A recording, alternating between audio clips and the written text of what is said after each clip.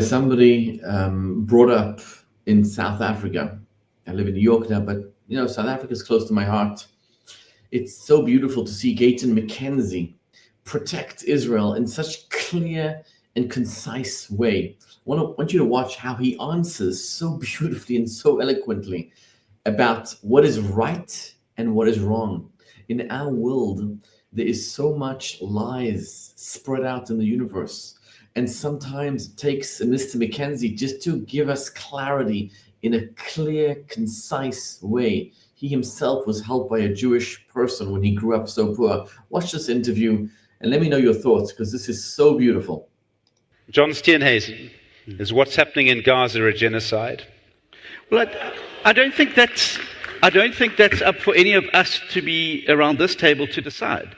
We've got international organizations, the ICJ, who is tasked with adjudicating these things. All of us can have different viewpoints on whether what's happening there is a genocide or not. It's not up to us to decide. That is precisely why we have the ICJ, to make those determinations. And I've said very clearly from the beginning that we must respect the processes of the ICJ. We must respect the outcome of it, because that is now part of international law.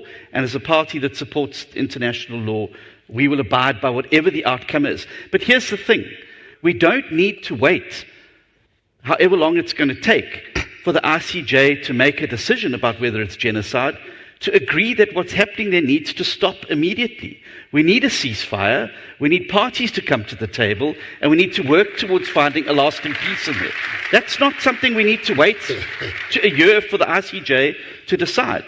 The reality is we need an independent, sovereign, unoccupied Palestine that's able to have its own self-determination, living alongside a safe, peaceful Israel with peace in the region. And that's what we should all be working towards, not waiting for all these outcomes.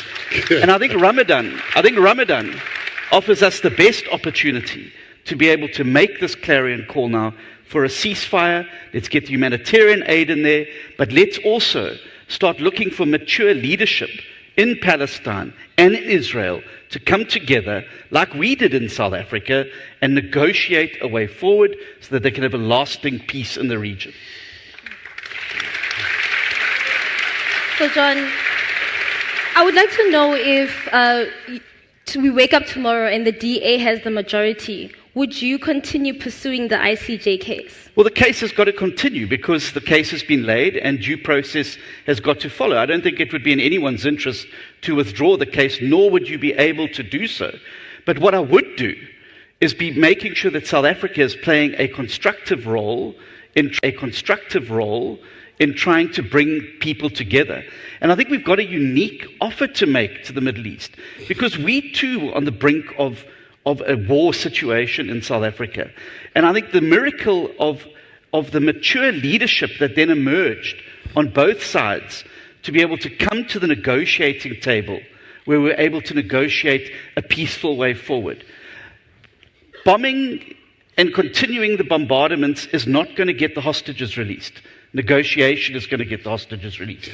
Moving towards a situation where Israel can have a safe border with a free, unoccupied Palestine is going to be the subject of negotiation.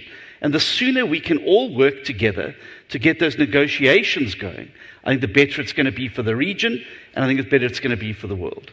Gayton Mckenzie, do you want to see a free and sovereign Palestine? Right. I think they lie when they say white men can't dance. John has been dancing around the question here. He's not been answering the question. Let me show him how you answer the question. No, let me answer the question. Number one, there's no genocide happening there. Number two, let me answer you. When children are starving, that's no, not let genocide. me answer you. Don't tell me how I should answer you. Number two, let me tell you something. If I'm the president of this country, and let's say Lesotho comes here and they take hostages and they take children, and I will bomb Lesotho, and if they want peace, they must return the children. Nothing tells you about peace. And if I become president, I will stop that case of the ICJ, simply because the honorable minister pursues Israel. Yesterday, 22 people shot here in Missos Plain. More than the IC, more than in Ramallah, in Palestine. They are wearing scarves of Palestine, while our people die here more than Palestine. Today they say we must be enemy. Jewish people are the enemy. I grew up poor. It was a Jewish woman in Operation Hunger. I grew up poor. It was a Jewish woman in Operation Hunger that was giving us food. It was the Jewish people that went to Mandela to jail. So nobody will tell me Hamas is a terrorist organization that should be destroyed totally. That's my stance. Hate me or love me. So beautiful, so clear, so eloquent. How refreshing to have such a clear voice coming from South Africa. By the way, the people of South Africa love Israel.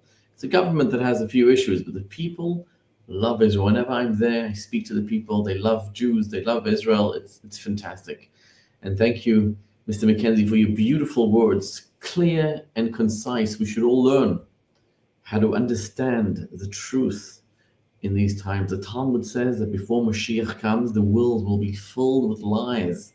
And on social media today, you see how the world is just full of lies. People are supporting Hamas. Are you insane? Are you crazy? This is an organization that is committed to terror. This is an organization that will come and slaughter you in your home. But thank God we have moral clarity in the world, and a little light dispels all the darkness. So you light a little light in the world, and all the darkness will go away. Thank you.